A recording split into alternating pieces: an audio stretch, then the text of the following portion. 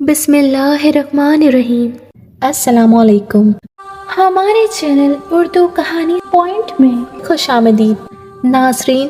آج میں آپ کے لیے دلچسپ اور سنسنی خیز کہانیاں لائی ہوں، تو آپ سب سے گزارش ہے کہ آپ ہمارے چینل کو سبسکرائب کر کے بیل نوٹیفیکیشن کو آن کر دیجئے تاکہ آپ کو ہماری ویڈیوز ملیں سب سے پہلے۔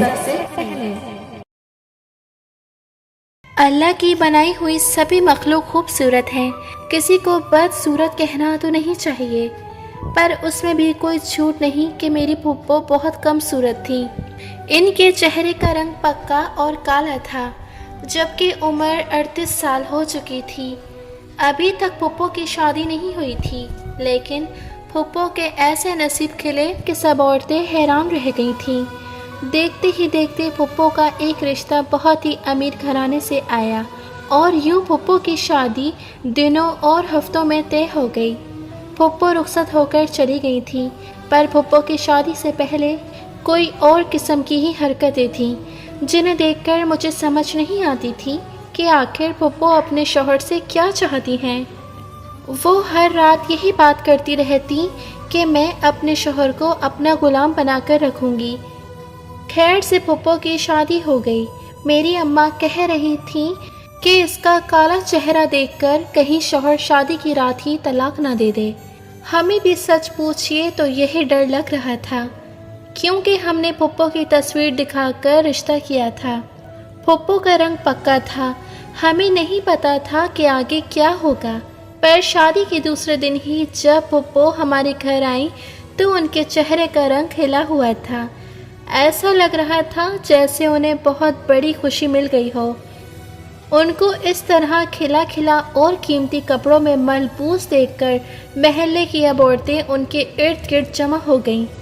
کہنے لگیں، منہ دکھائی میں کیا ملا؟ پھپھو نے اتراتے ہوئے اپنے گلے میں پہنا ہیرے کا ہار دکھا دیا اور بولی کہ میرے شوہر نے تو مجھے ہیرے کا ہار دیا ہے، ساتھ ہی یہ بھی کہا ہے کہ وہ اپنی ساری جائیداد، زمینیں اور مکان وغیرہ میرے نام کر دیں گے۔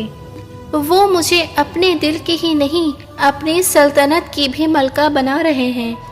پھپھو کی یہ بات مجھے بڑی عجیب لگی۔ سن کر حیرت کا ایک شدید جھٹکا لگا کہ ایک مرد کیسے اپنی بیوی کو شادی کی پہلی ہی رات یہ کہہ دے کہ میں اپنی ساری دولت تمہارے نام کر دوں گا۔ مرد کی ساری طاقت ہی تو اس کی دولت ہوتی ہے، تو پھر وہ پھپھو کے نام کیسے ہو گئی؟ مجھے اس بات پر بڑی حیرانی ہوئی تھی۔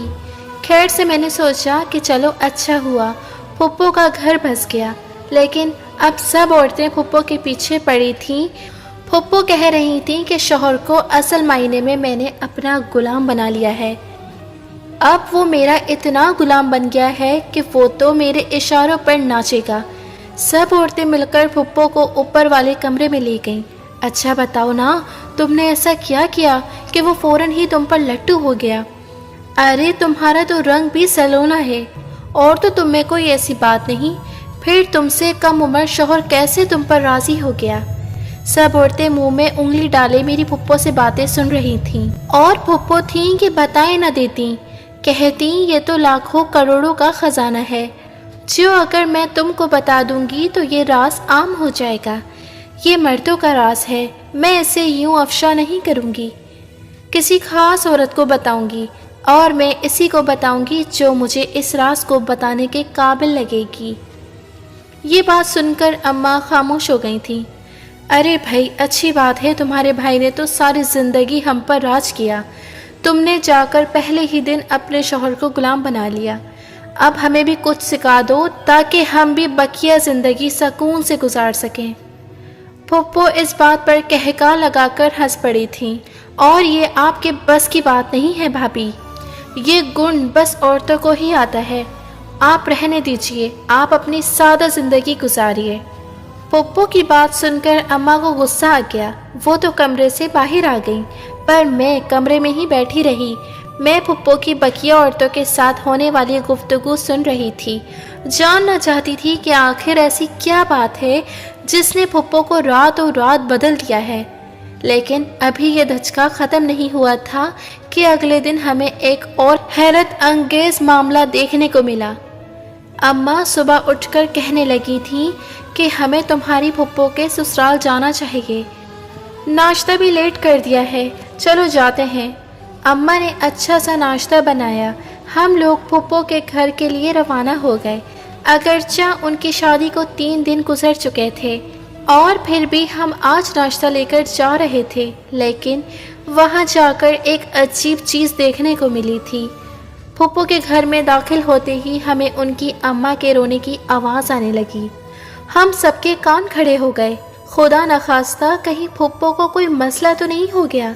अम्मा आगे बढ़ती हुई सीढ़ियाँ चढ़कर ऊपर वाले पोर्शन में पहुंची, जहां हम फुप्पो को रुखसत करके आए थे।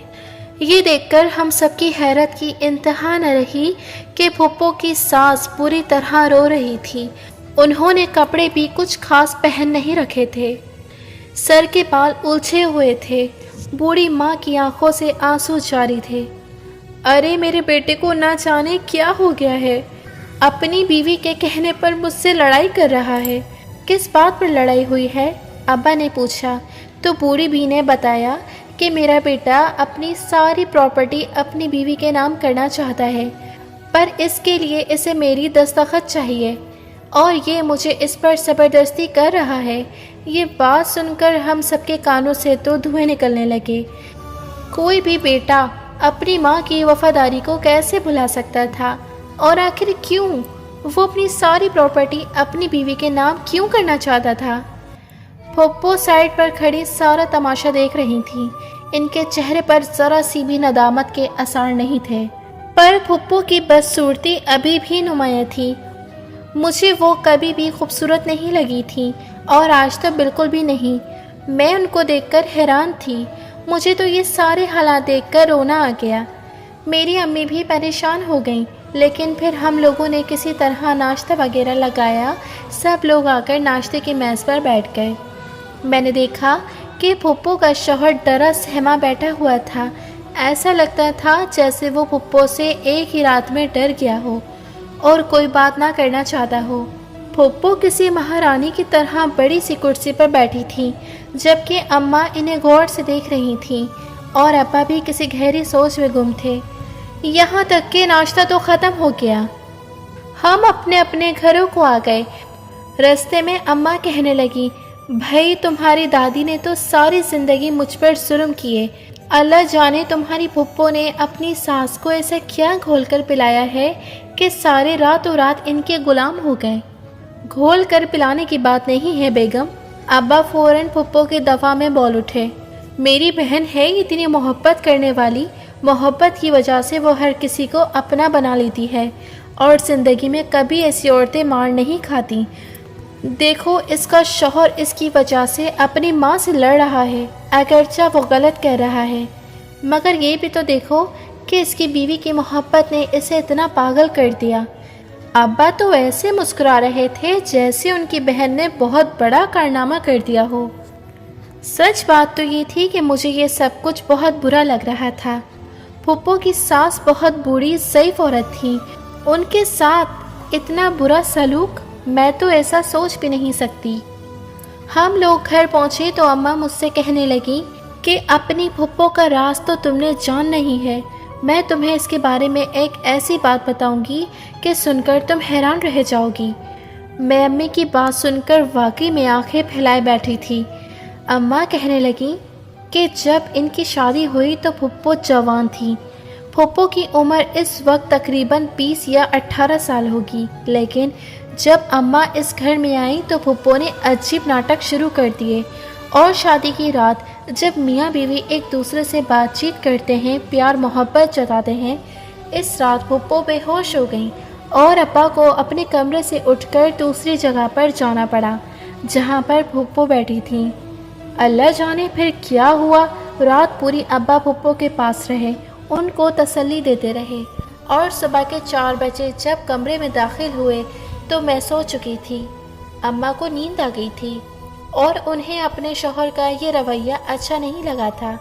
उन्हें तो बहुत बुरा और अजीब लगा था कि उनका शौहर इतनी घटिया हरकत कर चुका है कि अपनी नई नवेली दुल्हन को छोड़कर अपनी बहन को तसल्लियाँ देने पहुंच गया।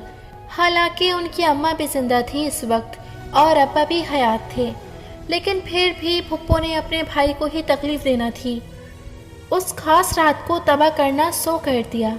इस दिन से अम्मी और अब्बू की दुश्मनी सी हो गई, पर फुप्पो ने कभी अपनी दुश्मनी को अम्मा पर ज़ाहिर नहीं होने दिया।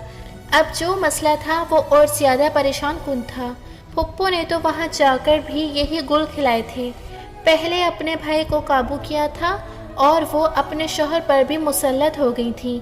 मुसल्लत भी ऐसी वैसी कि और किसी की जगह भी ना रही।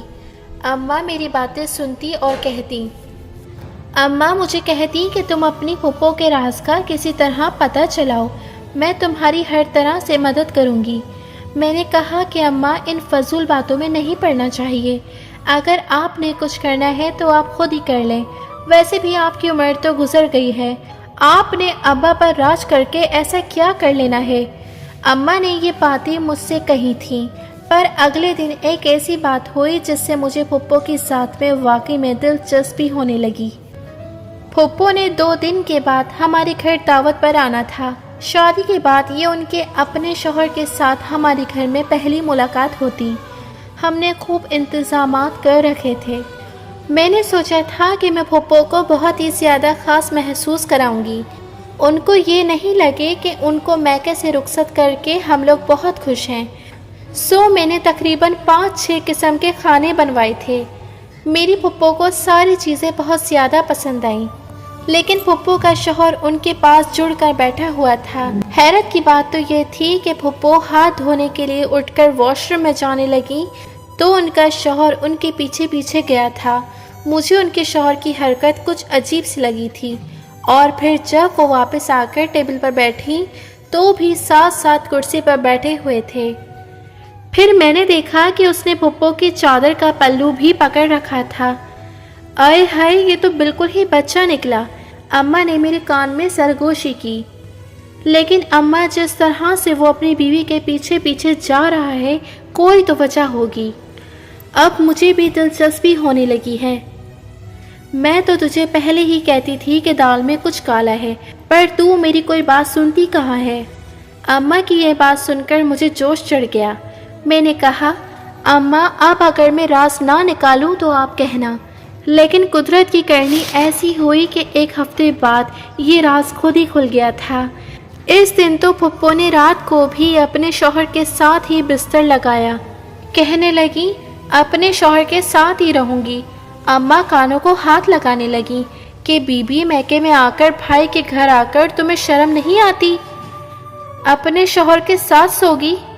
तब फुप्पो ने बड़ी मक्कारी से मेरी तरफ देखा और कहने लगी, असल में मैं अपने शौहर को अकेला 1 मिनट के लिए भी नहीं छोड़ती, तो बस इस वजह से चाहती हूँ कि हम यहीं पर रहें। और शर्म वाली कौन सी बात है, मेरा इनके साथ निकाह हुआ है, हक हलाल की बीवी हूँ, भागकर तो नहीं आई ना। ये सुनकर अम्मा खामोश हो गई थी, पर उन्होंने मेरी ड्यूटी लगा दी थी कि आधी रात को फुप्पो के कमरे के बाहर ज़रूर चक्कर लगाओ और कोई ना कोई बात निकलने की कोशिश करो। खैर, खाने के बाद मैं कहवा देने के बहाने फुप्पो के कमरे में गई। खुशकिस्मती से इस वक्त मैंने देखा तो फुप्पो गुसल खाने में थी, जबकि फुप्पा बाहर बेड पर बैठे हुए थे। मैं कहवा लेकर कमरे में दाखिल हो गई। फुप्पा मुझे देखते ही घबरा गए और इशारे से कुछ कहने की कोशिश करने लगे। ऐसा लग रहा था कि वो किसी बहुत बड़े प्रेशर के अंदर हमारे घर में आए हैं और हमसे मजबूरी में कोई बात भी नहीं कर पा रहे हैं। फुप्पा, क्या बात है, आप इतने डरे हुए क्यों लग रहे हैं।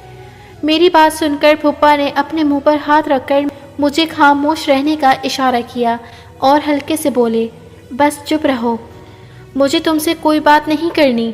फ़िलहाल मैं बहुत परेशान हूँ, अगर मेरी मदद कर सकती हो तो। फुप्पा अभी ये बात कह रहे थे कि गुसल खाने का दरवाज़ा खटक से खुला और मेरी फुप्पो सामने आ गई। अरे तुम यहाँ क्या कर रही हो। वो फुप्पो मैं कहवा देने आई थी। मैंने घबराकर हड़बड़ाकर फुप्पो की बात का जवाब दिया, लेकिन वो समझ गई थी। आखिर को मुझसे उम्र में इतनी बड़ी जो थी। मैं अच्छी तरह समझती हूँ तुम जैसी लड़कियों की चालें। खबरदार जो मेरे शौहर के आसपास भी भटकी, जाओ यहाँ से। अरे फुप्पो, क्या हो गया है, وہ میرے پھپھا ہیں اور میری عمر دیکھیں اور ان کی عمر دیکھیں. آپ یہ کیسے گھٹیا باتیں کر سکتی ہیں؟ میری بات سن کر پھپھو کی آنکھیں لال سرخ ہو گئیں. ہاں تو کیا ہوا؟ عمر سے کوئی فرق نہیں پڑتا. تم جیسی لڑکیوں کو بس مردوں کو پھانسنے کا شوق ہوتا ہے. نکلو میرے کمرے سے. پھپھو کی گھٹیا سوچ پر مجھے بہت افسوس ہوا تھا. میرا اور ان کے شوہر کا تو رشتہ بھی جائز نہیں تھا، پھر وہ یہ بات کیسے کر سکتی تھی؟ میں اپنے کمرے میں واپس آ گئی.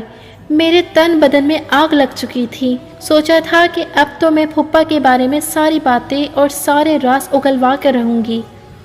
ان کا شوہر بھی یقیناً ان سے خوش نہیں تھا، بس وہ ڈرا ہوا تھا. یقیناً اس کی کوئی کمزوری تھی جو کہ پھپھو کے پاس ہی تھی، پر پھپھو تھی کہ کوئی بھی بات ہوتی تو ایسے چھپاتی گھماتی کہ ہم بس دیکھتے ہی رہ جاتے. پر ایک ہفتے کے بعد ایک بہت ہی زیادہ دل دہلانے والا واقعہ ہوا، جس نے نہ صرف پھپھو کی حقیقت ہم پر آشکار کر دی بلکہ ہمیشہ کے لیے ان عورتوں کی زندگی بھی بدل گئی جو پھپھو سے شوہر کو قابو کرنے کا راز جاننا چاہ رہی تھیں. رات کے تقریباً 2 بجے تھے جب پھپھو کے گھر سے فون آیا تھا. ابا کو ایمرجنسی لگی، اس لیے انہوں نے موبائل اٹھا لیا. بات کرنے پر پتہ چلا کہ ان کے گھر میں کوئی ایمرجنسی ہے. انہوں نے کہا کہ جنا ہسپتال فوراً پہنچیے. اس لیے ابا اماں مجھے بھی اکیلا چھوڑ کر نہیں جانا چاہتے تھے، سو مجھے ساتھ لے کر ہی گاڑی میں بیٹھ گئے. آدھے گھنٹے بعد ہم ہسپتال کے دروازے پر تھے. وارڈ نمبر کا بتا کر ابا کو اندر آنے کا کہا گیا. ہم لوگ جب پہنچے تو دیکھا آگے ہماری پھپھو ہی بستر پر بے سدھ پڑی تھی. ہم نے تو سوچا تھا کہ شاید پھپھو کے گھر میں کوئی ایمرجنسی ہے، پر یہاں آ کر تو یہ معلوم ہوا کہ پھپھو کو خود ہی کوئی دورہ پڑا ہے.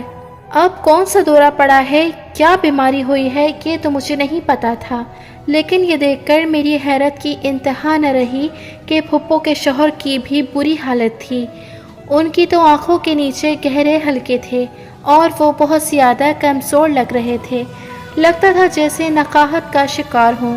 میں نے ان سے بھی بات کی، کہا کہ پھپھا آپ کو کیا ہوا ہے، تو وہ خاموش ہو گئے. کہنے لگے کہ باتیں بتانے کا وقت ابھی نہیں آیا. جب میری بیوی ٹھیک ہو جائے گی تو ہی میں کوئی بات چیت کرنے کے قابل ہوں گا. میں پھپھا کا دکھ سمجھ سکتی تھی. آج بھی وہ اپنی بیوی کی محبت میں ہی پاگل تھے. اللہ جانے اب کیا ہونے والا تھا. تھوڑی دیر کے بعد ایک لیڈی ڈاکٹر آئیں. کہنے لگی کہ ہمیں آپ کی پھپھو ایمرجنسی روم میں لے کر جانا پڑے گا. ہم بہت زیادہ پریشان ہو گئے تھے. آخر پھپھو کو بیماری کیا ہوئی ہے، انہیں ایمرجنسی میں کیوں لے کر جا رہے ہیں؟ ہم نے ڈاکٹر سے پوچھا تو ڈاکٹر نے کہا کہ وہ ابھی کچھ نہیں بتا سکتے. بہرحال پھپھو کو ICU میں شفٹ کر دیا گیا. یہاں تک کہ ہماری پھپھو کو ہماری آنکھوں سے اوجھل کر کے ICU روم میں شفٹ کر دیا گیا تھا. ICU میں اپنی زندگی کی کشمکش میں تھیں. ہم لوگ باہر بیٹھے ان کے لیے دعا کر رہے تھے، جبکہ پھپھا بالکل بے چین نہیں تھے. وہ بس آرام سکون سے بیٹھے ادھر ادھر دیکھ رہے تھے. میں نے دل میں سوچا کہ کتنا بے حس انسان ہے، اپنی بیوی کے سامنے اس کی محبت کا دکھاوا کرتا تھا، اور جب وہ اپنی زندگی موت کی کشمکش میں ہے تو باہر بیٹھا آرام سے زندگی کے مزے لے رہا ہے. میں نے یہ بات اماں کو بھی بتائی تو کہنے لگی کہ انہوں نے ہمیں ساری کہانی بتانے کا فیصلہ کیا ہے، پر جب تمہاری پھپھو ہوش میں آ جائیں گی. تب تھوڑی دیر بعد ڈاکٹر باہر آئی. اس نے مجھے بلایا. میں اندر گئی. میرے ساتھ میری اماں بھی تھیں، پھپھو کا شوہر بھی تھا. ہم سب ایمرجنسی روم میں چلے گئے. پھپھو سب سے ملنا چاہتی تھی. میں نے دیکھا پھپھو کے بال بکھرے ہوئے تھے، ان کی آنکھوں میں لال سرخی تھی. ایسا لگتا تھا کہ پھپھو کو اپنے آپ پر یا پھر کسی پر بھی بہت زیادہ غصہ آ رہا ہے. ہمارے آتے ہی پھپھو بے چین ہو کر اٹھی تھی. ایسا لگتا تھا کہ جیسے کسی پاگل کو پاگل پن کے دورے پڑ رہے ہوں. پھپھو کی حالت قابل رحم تھی. نرس نے انہیں قابو کرنے کی کوشش کی. کہا کہ آپ ابھی باہر چلے جائیں، مریضہ کی حالت ٹھیک نہیں ہے. نرس نے ہمیں بتایا کہ پھپھو کو بے ہوش اور پاگل پن کے دورے پڑے ہیں. وہ بہت زیادہ پریشان ہیں. उनको किसी ज़हनी दबाव की वजह से ये सब कुछ हो रहा है। अब तो ये बात कंफर्म हो चुकी थी कि फूफो के साथ भी कोई ज़हनी मसला था, लेकिन उनका शौहर भी खुश नहीं था, ना ही सास जालिम थी। फिर ऐसा कौन सा ज़हनी मसला था जिसकी परेशानी ने फूफो को आईसीयू रूम तक पहुंचा दिया था। थोड़ी देर के बाद फूफो का शौहर फिर कमरे में चला गया। फूफो को होश आ गया था, लेकिन फूफा मेरे बहुत परेशान थे। उनके चेहरे से लग रहा था कि वो अपनी बीवी से उम्मीद हार बैठे हैं। उनको यूं परेशान देखकर हम सब उनके करीब जमा हो गए। बताएं फूफा, क्या बात है? किस चीज़ ने आपको इतना बेचैन किया है? मेरी बात सुनकर वो रोने लगे। बस बेटी, मैं तुम्हें क्या बताऊं? मैं अगर कहानी शुरू करूंगा तो बात लंबी हो जाएगी, तो मैं मुख्तसर बताता हूँ। अब्बा भी हमारे सामने ही बैठे हुए थे। ये मेरी शादी का पहला दिन था। जब मैंने अपनी बीवी का घूंघट उठाया तो मेरे कदमों तले से ज़मीन निकल गई। मुझे तो वो बहुत बदसूरत लगी थी। इसने अपना मेकअप भी हटा दिया था। अब वो किसी भूतनी से कम नहीं लग रही थी। लेकिन थोड़ी देर के बाद इसने घूंघट से अपना हाथ निकाला, मुझे मीठा पान दिया और कहने लगी कि ये खा लें। मैंने मीठा पान उसका तोहफा समझकर खा लिया, और जब उसने घूंघट हटाया तो मेरी तो जैसे आंखें खुली की खुली ही रह गईं। वो पहले से ज़्यादा खूबसूरत और हसीन लग रही थी। मुझे लगा मुझसे कोई गलती हुई है। अब तो मेरी बीवी बहुत प्यारी लग रही थी। मैं इसकी तरफ दीवाना वार बढ़ता गया और वो मुझ में खो गई। लेकिन अब ये रोज़ का मामूल बन गया था। मेरी बीवी मुझे मीठा पान खिलाती और फिर मुझे कुछ होश न रहता। समझ ही नहीं आता था कि हो क्या रहा है। फिर मेरी बीवी दिन भर मुझसे जो भी काम कहती मैं कर देता। जो भी काम मेरे लिए मुश्किल होता या आसान, मैं अपनी बीवी की हर बात मानता था। मेरी बीवी बस हर वक्त मेरे पास ही बैठी रहती। कहती थी कि तुमने मेरे पास से उठकर कहीं नहीं जाना, तुम हमेशा मेरे साथ रहोगे, मैं तुमसे मोहब्बत करती हूँ।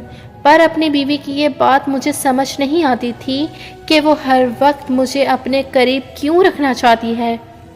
शायद आप लोगों ने भी मेरी बिगड़ती हुई सेहत को देखा होगा। कुछ दिनों से मेरी सेहत ख़राब रहने लगी थी। मेरी आंखों के नीचे हल्के पड़ गए और हर वक्त कमज़ोरी रहने लगी। मैं नॉर्मल काम भी ज़िंदगी के नहीं कर सकता था। यहाँ तक कि मैं उठकर बैठता तो भी मुझे तकलीफ़ महसूस होती। मैं हर वक्त लेटा ही रहने लगा था। लेकिन मेरी बीवी को मेरी इस हालत पर खुशी होती। वो कहती कि अब तुम हमेशा मेरे गुलाम बन कर रहोगे। मैं अपनी बीवी की इस बात पर बहुत शक में पड़ गया था। जानना चाहता था कि आखिर इसने इतनी बड़ी बात क्यों की है। ज़रूर इसके पीछे कोई ना कोई वजह होगी। मैं अपने रूहानी उस्ताद के पास गया, उनको सारी बात बताई। कहने लगे कि तुम अगले दिन का पान लेकर मेरे पास आ जाना। सो मैंने ऐसा ही किया। अगले दिन बेगम ने पान दिया तो मैं वो पान लेकर अपने उस्ताद जी के पास चला गया। उन्होंने इसे गौर से देखा और कहने लगे कि ये तो शैतान ही है। इसने तो तुम्हें तबाह बर्बाद कर रखा है। तुम्हारी बीवी काले इल्म का कार्ड से तुम्हें अपना बनाना चाहती है। इस कमबख्त को इतना नहीं पता कि शौहर सिर्फ मोहब्बत से जीता जाता है। वो तो तुम्हें मार देगी, बस तुम्हें अपना बना कर रखेगी। तुम और किसी काम के नहीं रहोगे। ये सुनकर मेरे कदमों तले से ज़मीन निकल गई। मैंने पूछा, इसका हल क्या होगा? कहने लगे, इस पान को तुम पानी में बहा दो, लेकिन फिर इसके असरात उलट हो जाएंगे। तुम्हारी बीवी पर असर होगा, पर यही इसकी सज़ा है। अगर इसको ये सज़ा नहीं मिली तो आखिरत में इससे कड़ा अज़ाब है। मैं अब अपनी मज़ीद ये हालत नहीं देख सकता था। उस्ताद जी के कहने पर जाकर मैंने वो मीठा पान समंदर के पानी में बहा दिया। बस फिर क्या होना था, उस दिन से बेगम साहिबा की हालत बिगड़ना शुरू हो गई। मुझे और कुछ समझ नहीं आया तो मैं इन्हें यहाँ लेकर आ गया। मेरे बस में यही था, अब जो अल्लाह को मंजूर होगा वही होगा। फुप्पा तो ये कहकर खामोश हो गए, पर हमारे कदमों तले से ज़मीन निकल गई। हम सोच भी नहीं सकते थे कि फुप्पो अपने शौहर को काबू करने के लिए इस हद तक चली जाएंगी। शायद इसलिए कि उनकी शादी बहुत ज़्यादा उम्र में हुई थी। اب وہ اپنے شوہر کو کھونا نہیں چاہتی تھیں، اس وجہ سے انہوں نے یہ حرکت کی۔ لیکن جو بھی تھا مجھے بہت عجیب لگا تھا۔ پھر کچھ دن کے بعد حالات مزید بگڑ گئے۔ ان کا ذہنی توازن بھی ختم ہو گیا تھا اور اب انہیں پاگل خانے میں بھیجنا ہماری مجبوری بن چکی تھی۔ سو ہم لوگوں نے اسے اللہ کی سزا سمجھ کر قبول کر لیا اور زندگی میں آگے بڑھ گئے، آگے بڑھ گئے، آگے بڑھ گئے، آگے بڑھ گئے۔